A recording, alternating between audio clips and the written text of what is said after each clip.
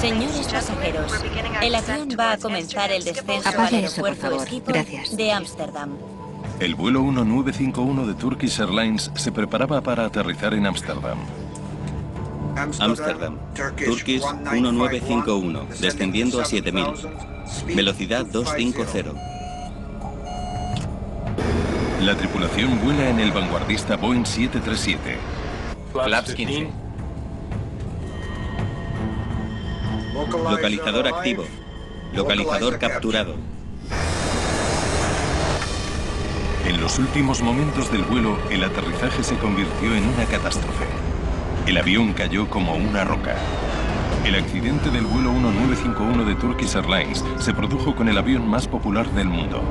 Cerca de 1,5 millones de pasajeros vuelan cada día en los 737, por lo que los investigadores debían descubrir si había sido un problema del avión o de los pilotos que lo controlaban.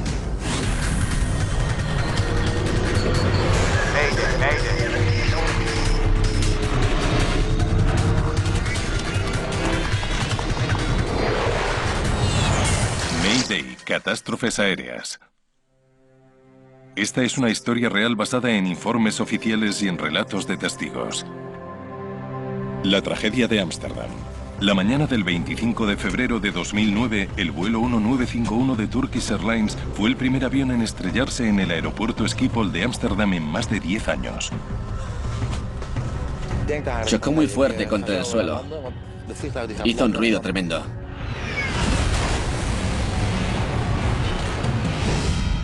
El avión golpeó en tierra en un campo al norte de la pista 18 derecha. Como el accidente tuvo lugar tan cerca del aeropuerto, los servicios de rescate llegaron rápidamente. La mayoría de los pasajeros sobrevivieron, pero muchos estaban gravemente heridos. Los supervivientes fueron llevados rápidamente a los hospitales de la zona. Las imágenes del accidente de Ámsterdam se extendieron rápidamente por todo el mundo. Era el tercer accidente de un avión de pasajeros en tan solo 6 semanas. El que hubiera sido tan repentino añadía aún más misterio. El Consejo de Seguridad holandés no tardó mucho en llegar al lugar del accidente. Ellos se encargaron de investigarlo, pero no estaban solos. Se trataba de un avión estadounidense. Así que el Consejo Nacional de Seguridad en el Transporte de Estados Unidos envió a Ámsterdam a Joe Sedor, uno de los investigadores con más experiencia. Cuando el avión no está registrado en los Estados Unidos y se estrella en el extranjero, como en este caso, somos responsables del estado de la fabricación y el diseño del armazón, y además en este caso de los motores. El fuselaje se ha partido en 3. Los motores están un poco más adelante del lugar del siniestro. El vuelo 1951 contaba con uno de los aviones más avanzados en el aire, el Boeing 737 Serie 800. Estaba diseñado para rutas largas a grandes altitudes. La nueva generación 737 continúa siendo la mejor aeronave Boeing que se ha construido. Hemos creado un avión con alas y aeroelectrónica mucho mejores y sistemas más simples que requieren menos mantenimiento. Los investigadores sabían que no se trataba de cualquier avión. El 737 es también el avión más vendido. Era imperativo descubrir por qué se había estrellado. Hay más de 5.000 aviones 737 volando y transportan cerca de 1,5 millones de pasajeros al día. Los investigadores debían determinar rápidamente si existía algún fallo en el avión que pudiera causar otro accidente. Lo que sabían por el momento era que el vuelo 1951 viajaba desde Estambul, en Turquía, hasta Ámsterdam. Había 128 pasajeros a bordo de ese vuelo, entre ellos 4 ingenieros de Boeing. Señores pasajeros, el avión va a comenzar el descenso al aeropuerto Schiphol de Ámsterdam. Les rogamos que mantengan rectos sus asientos y coloquen las bandejas en posición vertical. No hubo ninguna mención a bordo de ningún tipo de problema en la cabina de mando. En el accidente murieron 9 personas, entre ellas 3 miembros del equipo del Boeing y los pilotos. A ver si puedes conseguirme unas fotos aéreas del lugar del accidente. Las similitudes con otro accidente reciente de un Boeing, el vuelo 38 de British Airways, eran escalofriantes. Aproximadamente un año antes había habido un aterrizaje corto de un 777 en Heathrow que acabó con un incendio en los 2 motores. En ese accidente, un Boeing 777 chocó contra el suelo a poca distancia de la pista de aterrizaje. El piloto de British Airways informó de que ambos motores se habían detenido justo antes de aterrizar. En el momento en que se produjo el accidente de Turkish Airlines, aún no se había descubierto la causa de ese accidente. Al igual que en ese caso, los investigadores contaban con muchas pruebas. El avión y sus motores estaban prácticamente intactos. La caja negra del vuelo y los registros de voz en cabina estaban en buenas condiciones. También contaban con supervivientes que podían detallar lo ocurrido. De acuerdo con los pasajeros, el aterrizaje parecía normal, pero de repente el avión cayó y chocó contra el suelo.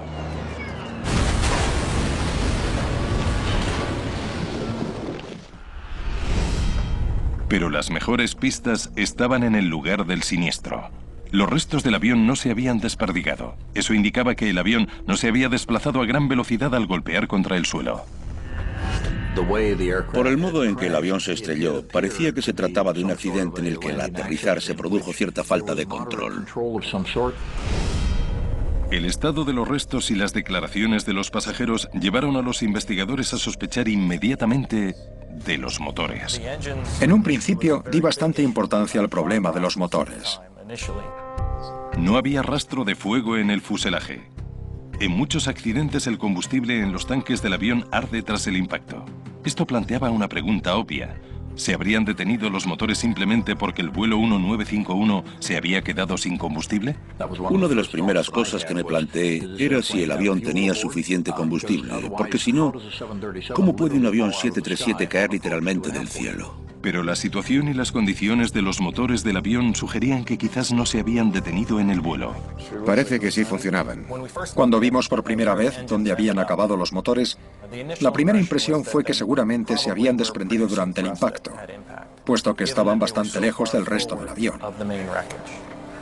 Esa fue la conclusión general. Solo la caja negra podía decir a los investigadores cuánta potencia estaban generando los motores segundos antes del accidente.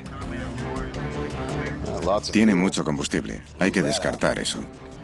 No tardaron mucho en descubrir que había bastante combustible en los tanques.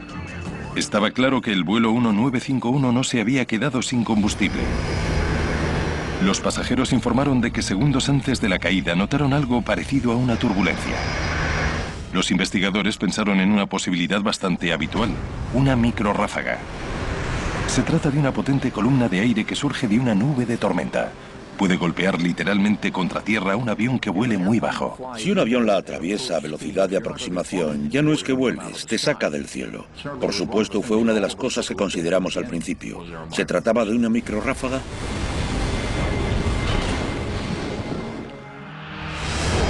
En 1985, un vuelo de Delta Airlines se vio atrapado en una microrráfaga cuando aterrizaba en el aeropuerto de Dallas-Fort Worth.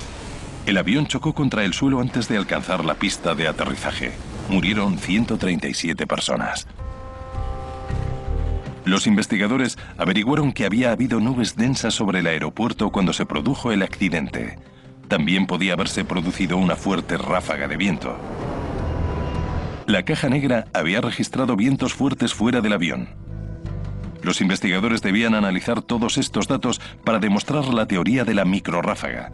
Entretanto, el rescate les llevó a un importante descubrimiento. Había 3 pilotos en cabina, lo que no es muy frecuente. La cabina era para 2 pilotos. ¿Por qué había un tercer piloto? Puesto que ninguno de ellos había sobrevivido, supieron que era urgente recuperar el registro de voz de cabina. En él habían quedado grabadas las conversaciones. Tuvieron suerte. Por la forma en que el avión se había estrellado, el acceso y el estado de los registros eran excelentes. Pronto descubrieron el motivo por el que había un tercer piloto. Volamos por la ruta de llegada normal. Visibilidad 3.500 metros. Esperamos descenso a 2.500 metros. Para el primer oficial Murat Sezer se trataba de un vuelo de prácticas. Era nuevo en la compañía y le estaban mostrando las complejidades del aterrizaje en el aeropuerto de Ámsterdam. En las cartas Jepsen, que es lo que los pilotos utilizan para navegar desde o hacia Schiphol, hay 202 páginas de información solo sobre ese aeropuerto. Así que hay 1000 maneras diferentes de actuar. Pista 18 derecha, con 3 salidas de alta velocidad a la izquierda. El capitán Hassan Narisan cumplía ese día dos funciones. Estaba formando a su primer oficial. Realiza pequeñas correcciones mientras nos acercamos a la pista. Y estaba a cargo del vuelo 1951. Había un tercer piloto en cabina porque había un piloto de prácticas. Olgay Osgur era el piloto de seguridad. Se encargaba de supervisar el progreso del vuelo durante las prácticas. El objetivo de ese otro par de ojos es estar pendiente mientras el capitán y el oficial de primera están con la formación, por si ocurre algo. Asegurarse de que no se les escape nada.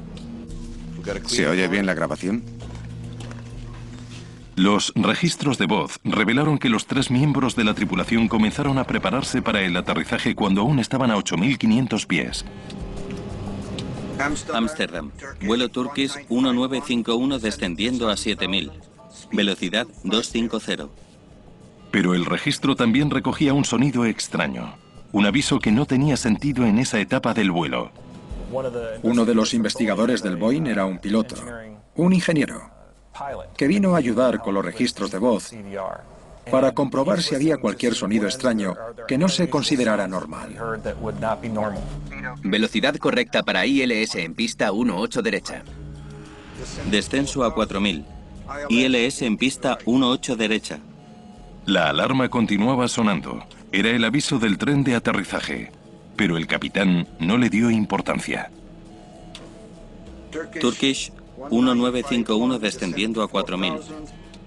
ILS en pista 18 derecha. Aviso de tren de aterrizaje. ¿Eso es el aviso del tren de aterrizaje? Pero si aún están a 8.300 pies. El aviso era una pista consistente, pero aún no sabían si este era el motivo que podía haber causado el accidente. La tripulación del vuelo 1951 de Turkish Airlines recibió el aviso para abrir el tren de aterrizaje cuando aún estaban a miles de pies en el aire. Cuando lo escuchamos por primera vez, escuchamos un aviso para abrir el tren de aterrizaje cuando el avión se acercaba, pero aún estaba muy alto, y se acercaba a unos 10.000 pies. Los investigadores consultaron entonces el registro de datos para resolver el misterio. El análisis de las velocidades del viento fuera del avión ya habían finalizado. Quedaba claro que no eran lo suficientemente drásticas como para haber derribado el avión. No hay pruebas de una microráfaga. Pero el registro de datos aportó información muy valiosa sobre la causa de que se oyera el aviso del tren de aterrizaje. Uno de los instrumentos para medir la altitud consideraba que el avión ya estaba en tierra. Cuando vimos los datos del altímetro en el registro, decía que eran unos 8.000 pies, y después bajó a -8. Eso indicaría que el avión estaba en tierra, pero por supuesto estaba a 2.000 pies. El Boeing 737 está equipado con dos altímetros. Uno mide la presión del aire para determinar la altura sobre el nivel del mar. Esa lectura se muestra en el panel de instrumentos de los dos pilotos. 00, eso es. El avión también está equipado con un radioaltímetro. Está compuesto de 4 antenas. 2 transmiten señales a tierra y las otras 2 reciben la señal de respuesta para determinar la altura del avión. Es preciso. Es muy preciso. Los altímetros barométricos no son tan precisos, pero los radioaltímetros lo son en un 100% si funcionan correctamente.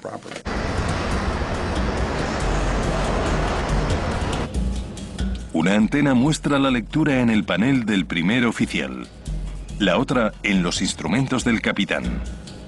En el vuelo 1951, la lectura del capitán era errónea la mayor parte del tiempo. Cuando los investigadores revisaron los registros de voz, hicieron un sorprendente descubrimiento. Ámsterdam. Turkish 1951 descendiendo a 7000. Velocidad 250. Radio altímetro. Parecía que el capitán sabía que el aviso del tren de aterrizaje estaba causado por un altímetro defectuoso. El avión pensó que estaba ya cerca de tierra y el tren no se había bajado. Pero el capitán se dio cuenta de que el problema era el radioaltímetro, que avisaba de que estaba volando muy bajo, por lo que indicó que el aviso era por el radioaltímetro. Durante todo ese tiempo, el altímetro del capitán había indicado una lectura de -8, lo que hacía saltar el aviso. Lo interpretaron como una simple molestia. Turkish 1951, desciende a 2000. 1951, descenso a 2000. Se buscaron entonces otras anomalías. Descubrieron que con el vuelo 1951 a 17 kilómetros del aeropuerto, los controladores indicaron a los pilotos que iniciaran el viraje final para situarse en la pista. Turkish 1951, vire a la izquierda rumbo 210, autorizada aproximación a pista 18 derecha. Izquierda rumbo 210, autorizado ILS, Turkish 1951. Rumbo 210, capitán. Este viraje situó al vuelo 1951 en línea para despegar en la pista 18. La pista estaba equipada con un sistema de aterrizaje por instrumentos, ILS, que envía una señal indicando la senda de planeo ideal hasta el inicio de la pista. El piloto automático sigue esta senda de planeo hasta llegar a unos pocos pies del suelo. Entonces el piloto toma los mandos. Hace que el aterrizaje sea muy sencillo. El ILS es muy fácil, es como un videojuego. Mi hija ha volado con un simulador de vuelo y sabe aterrizar con un 737 utilizando el ILS. La tripulación comenzó a configurar el avión para el aterrizaje, indiferente al aviso que se encendía continuamente debido al fallo del altímetro. Flaps 15. A 10 kilómetros de la pista, el vuelo 1951 recibió la señal del ILS que iba a guiar al avión hasta la pista. Localizador activo. Localizador fijado. El piloto de seguridad Olgay Özgur avisó al capitán Arisan del fallo del altímetro. Hay un fallo en el altímetro, capitán. Está bien. Turkish 1951, autorizado para aterrizar. Pista 18 derecha. Autorizado, gracias. Los investigadores se quedaron muy sorprendidos. La tripulación sabía que existía un fallo y continuó con la aproximación. ¿Qué es lo que causó entonces el siniestro? Estaba claro que en este accidente había algo más que un altímetro defectuoso. Todas las medidas de seguridad y la forma en que se construyen los aviones, el modo en que se pilotan, todo está basado en la idea de que puede darse cualquier tipo de fallo y aún así se puede llegar sano y salvo. El radioaltímetro es solo un instrumento. No podemos afirmar que si falla un simple instrumento, esto pueda ser una causa de preocupación y pueda provocar un accidente. Los investigadores se plantearon si la tripulación había recibido las instrucciones correctas en la aproximación. Comprobaron las conversaciones entre los pilotos y el controlador. Revisaron bien todas las indicaciones. Turkish 1951, descienda a 4000. Velocidad correcta para ILS en pista 18 derecha. Turkish 1951, descienda a 2000. Turkish 1951, diríjase rumbo 210, autorizada aproximación a pista 18 derecha. Al seguir las indicaciones del controlador, la tripulación realizó el viraje final demasiado cerca de la pista. Si hubieran capturado bien la señal, estarían aquí. Las directrices internacionales indican que los aviones que se aproximan deben interceptar la señal que les guía hasta la pista desde abajo. Así no tienen que hacer ninguna corrección brusca de último minuto. Para interceptarla aquí tenían que descender. Pero las instrucciones para el vuelo 1951 les llevaron hasta el umbral de la senda de planeo cuando aún estaban demasiado altos. Es una maniobra bastante frecuente en Schiphol, porque así llegan más rápido hasta la pista. Como estaban tan cerca, tenían que capturar la senda de planeo desde arriba. Aunque es una situación poco frecuente, los pilotos pueden hacerlo si lo gestionan correctamente. La aproximación a la senda de planeo desde arriba es más difícil, porque los pilotos tienen que reducir la velocidad y descender rápidamente para interceptar la señal. Lo llamamos aproximación de mate. A algunos pilotos les gusta, a otros no. Es más difícil y todo ocurre más rápido cuando estás sobre la senda de planeo intentando capturar la señal desde arriba. Para muchos pilotos es un reto. La aproximación desde arriba complica el trabajo de los pilotos, pero es una práctica frecuente en Schiphol. He volado hasta Schiphol varias veces y suele ocurrir eso. Si las instrucciones del controlador hubieran preocupado a la tripulación, se habría mostrado en las conversaciones. Estaban a solo 5 kilómetros de la pista. 1000. Comprobado. Flaps 40. Flap desacelerador. Flap desacelerador. Luz verde. Todo a su tiempo. Tren de aterrizaje. Tren abajo. 3 verdes. Flaps. Flaps 40. Luz verde. 500. Todas las luces encendidas. Avise a la tripulación de cabina. Muy bien. Personal de vuelo, tomen asiento, por favor. Entonces comenzaron los problemas. Un aviso de pérdida. Más velocidad, capitán. Lo tengo controlado. Solo 100 nudos. Más velocidad. Arisan intentó salvar el avión, pero solo a 400 pies de tierra y a apenas 1,5 kilómetros de la pista, el Boeing 737 cayó de repente como un plomo. Solo tardó unos segundos en chocar contra el suelo.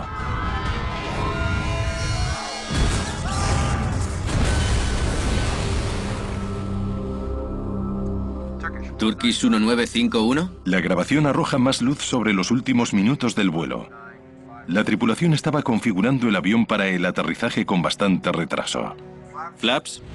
Flaps 40. Luz verde. La mayoría de aerolíneas establecen en su normativa que el vuelo debe estar estabilizado y con todas las listas de comprobación completas cuando el avión desciende a 1000 pies. En lo que se refiere a los instrumentos, es importante tener todo listo a 1000 pies. El avión está configurado, has disminuido la velocidad y completado las listas de comprobación y te han autorizado el aterrizaje, así a partir de los 1000 pies solo tienes que controlar los instrumentos y situarte sobre la pista. Avise al resto de la tripulación. Personal de vuelo. De hecho, la tripulación estaba con la lista de comprobación cuando surgieron los problemas a 460 pies del suelo. La aproximación no se había estabilizado. Como el avión estaba inestable, los pilotos se enfrentaron a una carga de trabajo demasiado alta en los últimos 1000 pies de vuelo. El altímetro tenía un fallo. El avión continuaba dando avisos. Los pilotos debían realizar una aproximación arriesgada e iban con retraso en la lista de comprobación. Pero todo esto aún no explicaba por qué se había estrellado el avión. En este tipo de accidentes, no puedes entrar en la cabeza de los pilotos. Y es muy frustrante. Pero el registro de datos proporcionó otra pista curiosa. Momentos antes de chocar contra el suelo, los motores estaban al ralentí sin apenas potencia. Quizás si se trataba de una repetición del accidente de Heathrow. Fue interesante comprobar que los motores habían estado al ralentí durante los últimos 2 minutos, prácticamente hasta el final, donde se dio potencia de nuevo. Ese era un importante indicio.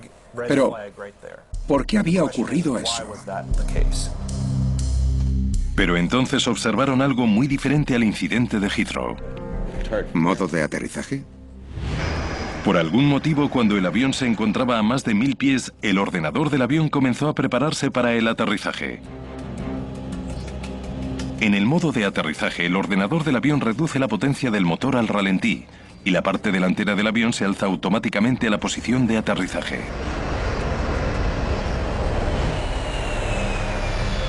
El avión solo debe tener esta configuración si está a punto de tocar tierra. El piloto automático alza el morro del avión para el descenso final. El acelerador reduce la potencia al mínimo y el avión llega al suelo con los motores al ralentí o a punto de ponerse al ralentí. Pero el vuelo 1951 redujo la velocidad al mínimo y alzó el morro del avión mucho antes de que se acercara a tierra, por lo que este comenzó a volar cada vez más lento durante el descenso. ¿Pero por qué estaba en modo de aterrizaje? ¿Y por qué no se dieron cuenta los pilotos de lo lento que volaban?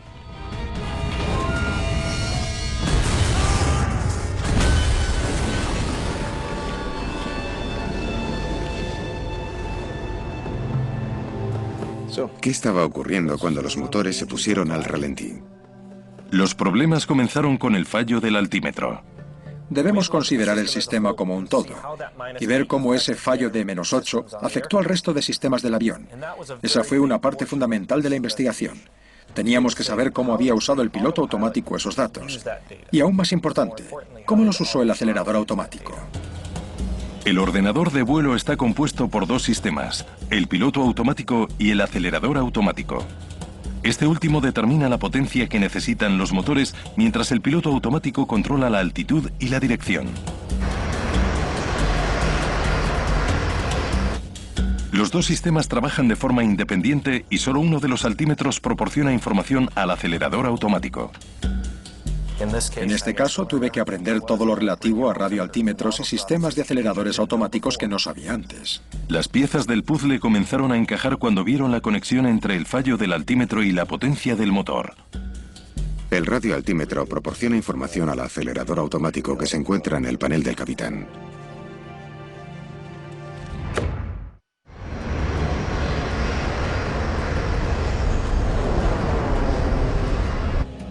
El único altímetro que proporcionaba información al acelerador era el del capitán, que estaba defectuoso.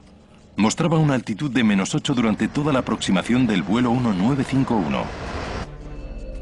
Empezaron a considerar que el altímetro defectuoso había producido los errores que resultaron en el accidente.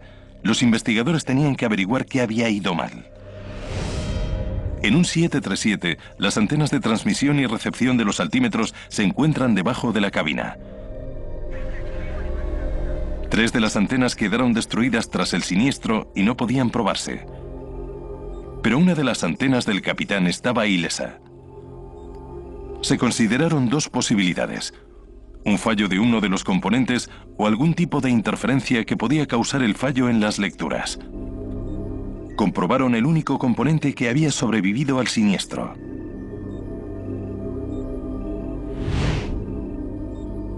Los ordenadores que controlaban el sistema también funcionaban, pero los investigadores hicieron un curioso descubrimiento. No eran los mismos que iban instalados en el avión cuando se habían entregado las aerolíneas 7 años antes. Este hallazgo cambió el rumbo de la investigación. Tuvimos que prestar mucha atención al mantenimiento del avión.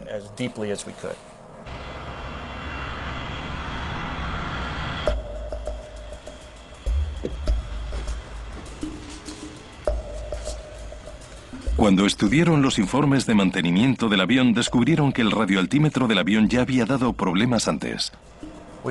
Conseguimos más datos de Turkish Airlines. Los datos mostraban que en el pasado, de unos 1000 vuelos con problemas, unos 150 vuelos habían tenido fallos de los radioaltímetros. Los documentos mostraban que aproximadamente un año antes del accidente, los dos ordenadores habían sido reemplazados por fallos en las lecturas de los altímetros. Uno de los incidentes señalaba que la lectura del radioaltímetro era de -8 pies. Eso nos mostraba que ya había habido ese tipo de problemas. No se trataba solo de un problema de este vuelo. Las lecturas erróneas persistían. Los mecánicos cambiaron los ordenadores y las antenas en varias ocasiones para intentar resolver el problema. Quedaba claro que Turkish Airlines había intentado reparar de varias formas el altímetro, pero ninguna había funcionado.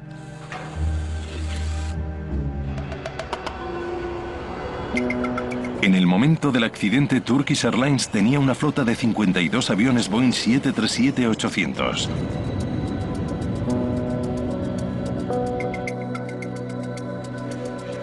Está en la página 93. Al revisar los datos de mantenimiento, observamos que los fallos del altímetro se habían notificado tanto en el avión siniestrado como en los del resto de la flota. Los investigadores descubrieron que el año anterior al accidente la compañía había tenido fallos en el sistema de radioaltímetros de los 737 en 235 ocasiones.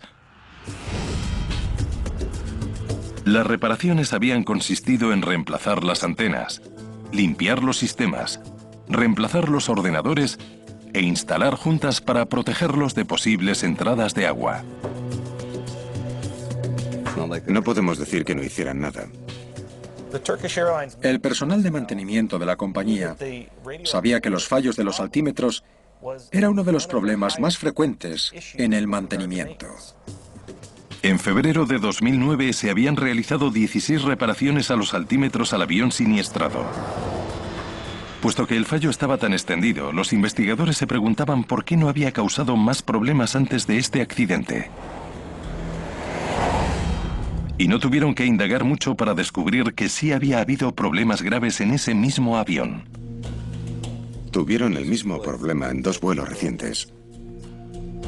En las 48 horas anteriores al accidente, el altímetro había mostrado una lectura negativa y había puesto el aparato en modo de aterrizaje. Pero la tripulación se había dado cuenta del incidente, había desactivado el acelerador automático y habían aterrizado sin problemas.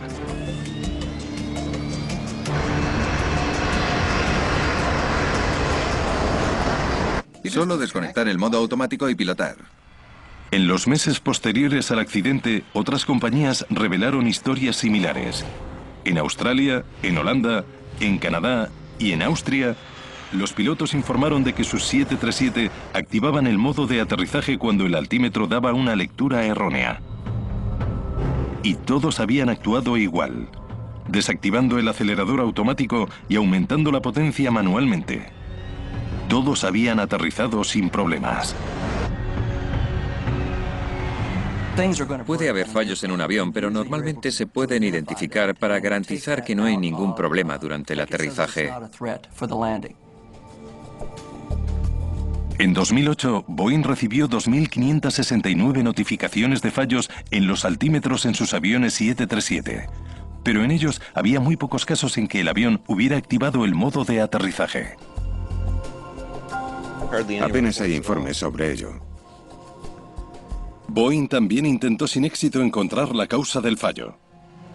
Concluyeron que no se trataba de una amenaza para la seguridad porque el 737 proporcionaba suficientes avisos para que los pilotos pudieran reaccionar. De hecho, en todos los casos en los que había fallado el altímetro, los pilotos habían podido recuperarlo. Pero el vuelo 1951 de Turkish Airlines parecía ser la excepción. Los investigadores aún no sabían por qué. Nos preguntamos qué podía haber ocurrido. Entonces comenzamos a prestar atención a la actuación de la tripulación durante la aproximación final a menos de 1000 pies. Finalmente, cuando revisaron los últimos minutos del vuelo 1951, quedaron claras las circunstancias de la tragedia. Se trataba de una serie de acontecimientos que habían concluido con la caída del avión. ¿Qué ocurrió cuando el avión pasó a modo de aterrizaje?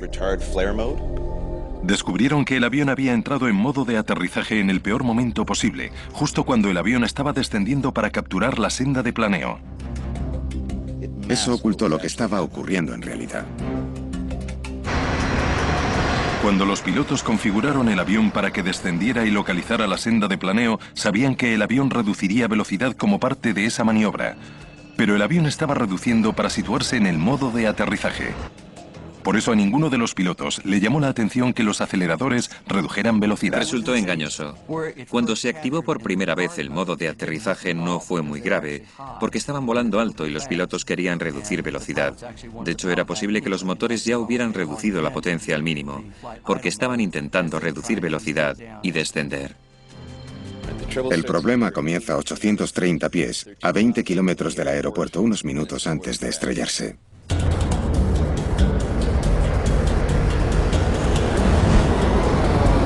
Ámsterdam. Turkish 1951 descendiendo a 7000, velocidad 250. Turkish 1951, descienda a 4000. Velocidad correcta para ILS en pista 18. Radio altímetro.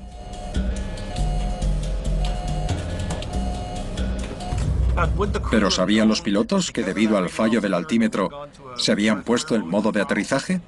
No. La compañía había tenido ese problema con frecuencia, pero los pilotos no sabían los riesgos que significaba para este vuelo.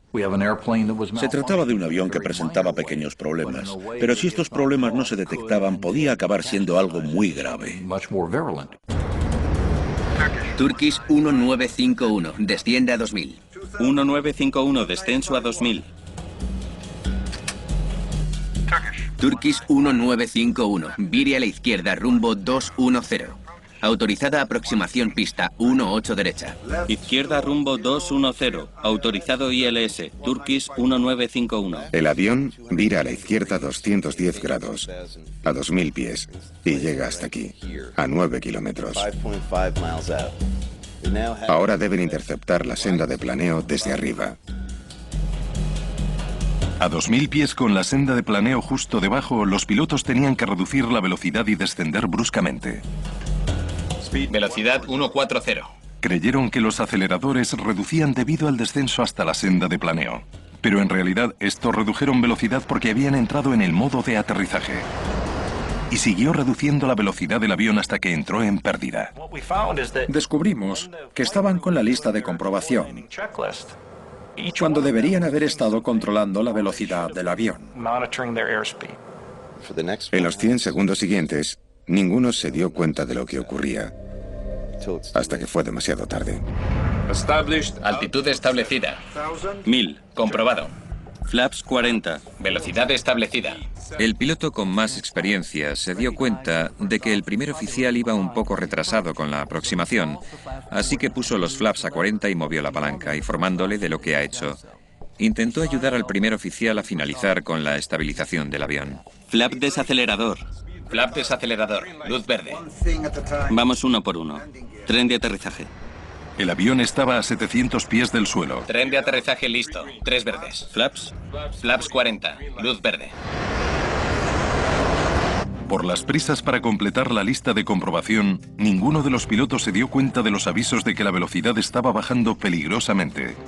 Primero apareció una barra roja en su panel de mandos.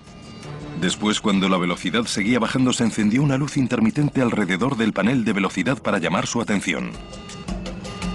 Ninguno de los tres lo vio.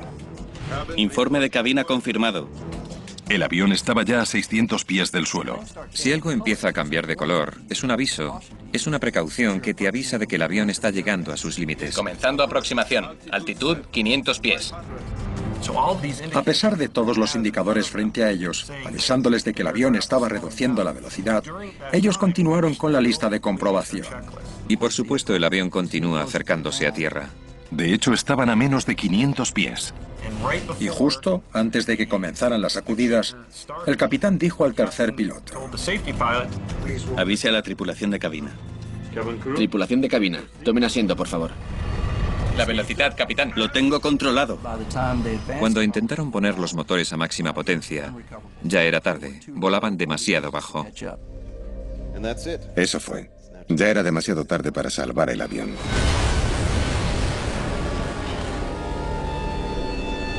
Sabían que el altímetro daba problemas, pero saberlo no fue suficiente.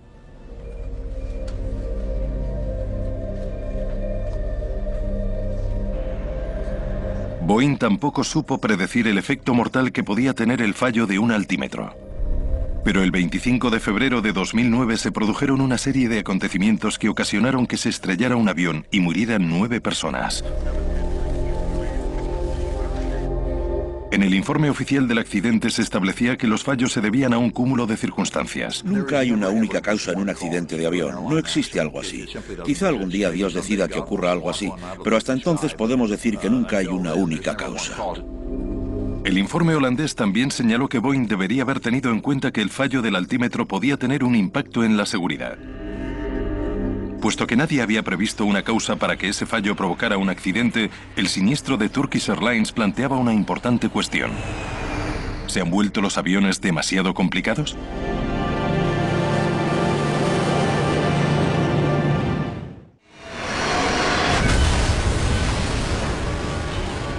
Los investigadores determinaron que el vuelo 1951 de Turkish Airlines se estrelló principalmente porque los pilotos no supieron ver las consecuencias de los avisos que estaban recibiendo. Turkish 1951. Descienda a 4000. No se trata del primer accidente de avión en el que la tripulación no entiende los avisos del avión. El problema no son los sistemas automáticos. El problema es la formación y la capacidad de las personas de solucionar los errores a los que se enfrentan por esos sistemas automáticos. Mika Ensley estudia la relación entre los pilotos y la tecnología. Los sistemas automáticos no están diseñados para elegir lo que la gente hace bien y evitar lo que la gente hace mal. En 1996, la tripulación de un 757 de Aeroperú se estrelló cuando los pilotos no pudieron descifrar los avisos contradictorios de altitud y velocidad. El avión volaba sobre el Océano Pacífico. Murieron 61 pasajeros y 9 miembros de la tripulación. En 1995, el sistema de gestión de vuelo de un Boeing 757 podía y debía haber enderezado el avión para lograr el aterrizaje en Cali, Colombia. Pero un cambio de última hora en el plan de vuelo hizo que los pilotos tuvieran que volver a programar los ordenadores. Introdujeron por error un nuevo rumbo que les llevó directos a una montaña de 14.000 metros. Murieron 159 personas. La moraleja de esto es que podemos tener unos equipos estupendos. Podemos tener estas unidades de silicio, si quieres, tan sofisticadas que no podemos comunicarnos con ellas. Y cuando se vuelven contradictorias o surge un problema o se programan mal, acaban poniendo al avión y a los pasajeros en una situación de peligro. Y mientras el piloto intenta comprender qué ocurre. La NASA trabaja en un programa llamado Vuelo Inteligente Integrado. El objetivo es ayudar a los humanos a utilizar bien la tecnología que les rodea en cabina. Están estudiando los sistemas automáticos, sistemas de reconocimiento de voz. Han desarrollado nuevos micrófonos que tienen chips de conducción integrados. Están creando nuevos paneles de mandos para entender mejor el entorno en tierra y poder detectar si hay otros aviones alrededor. Lo que algunos investigadores han descubierto es que la mejor tecnología no es la que reemplaza a los pilotos, sino la que trabaja con ellos. Para integrar de verdad a las personas con la tecnología, hay que diseñar los paneles de instrumentos para que se entienda claramente lo que están haciendo y lograr que el avión haga lo que tú quieres que haga de forma sencilla. No tendrían que usarse 16 botones y 8 niveles de menús para saber qué está ocurriendo en el sistema. Todo debería estar integrado y presentado de forma clara. Debería ser tan fácil como comunicarse con la persona de al lado. Boeing y Airbus, los dos mayores fabricantes de aviones, tienen diferentes perspectivas sobre la relación entre los humanos y la tecnología. Airbus permite que el ordenador de vuelo tome la mayor parte de las decisiones en cabina. Desde su punto de vista es una forma de prevenir muchos errores humanos y asegurarse de que el avión no va a hacer algo que cause un accidente, incluso si una persona quiere causarlo. Pero Boeing tiene otra opinión. Su filosofía es proporcionar la información y que sean los pilotos los que tomen las decisiones. Que el piloto cuente con más información es mejor para él. Es tener al piloto como referencia, incluirle en la ecuación. Yo prefiero eso. Airbus está claramente en contra de eso y seguro que considera este punto de vista anticuado e incorrecto. Creo que eso está por ver. En el informe final sobre la tragedia de Turkish Airlines se explica que la responsabilidad del accidente del vuelo 1951 se debe en parte a un fallo de la tecnología. El fallo en los datos del altímetro hizo que el sistema automático programara el modo incorrecto, y eso por supuesto no es nada bueno. La causa por la que el altímetro fallaba nunca se descubrió. Los investigadores holandeses solicitaron a Boeing que mejorase la fiabilidad del sistema. Aprendimos mucho sobre el funcionamiento de los altímetros y cómo afectan a los sistemas automáticos. Boeing está trabajando actualmente para introducir mejoras, para evitar que ocurran este tipo de fallos en los aceleradores automáticos. Pero el informe también culpó a la tripulación por no darse cuenta de que la velocidad había disminuido tanto a pesar de contar con 3 pilotos en el avión. Obviemos el piloto automático. Puedes mirar la velocidad o la altitud. Incluso puedes mirar por la ventana si quieres. Pero la velocidad es algo crucial para mantenerte a salvo en un avión. Y siempre hay que saber cuál es. Pero para Mika Ainsley, el fallo de los pilotos al controlar los instrumentos es totalmente comprensible y quizá la culpa se deba más a los instrumentos que a los pilotos. En realidad es muy difícil controlar los sistemas automáticos. Una de las cosas que las personas no hacemos bien es controlar un sistema. Somos muy buenos en la toma de decisiones, en adoptar soluciones creativas para los problemas, pero las comprobaciones repetitivas es el tipo de cosas que a la gente no se le dan bien. Lo que debemos hacer es diseñar los sistemas automáticos para que trabajen con las personas, de forma que las mantengan activas e implicadas y en alerta, y no tener un sistema automático donde solo tenemos que controlar lo que hace.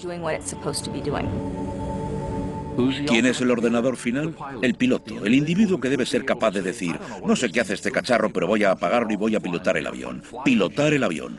Eso es lo más inteligente que decimos siempre en los programas de formación de las aerolíneas. Pilota el avión. Eso es lo primero que hay que hacer o no importará nada más. Y eso es lo que ellos olvidaron.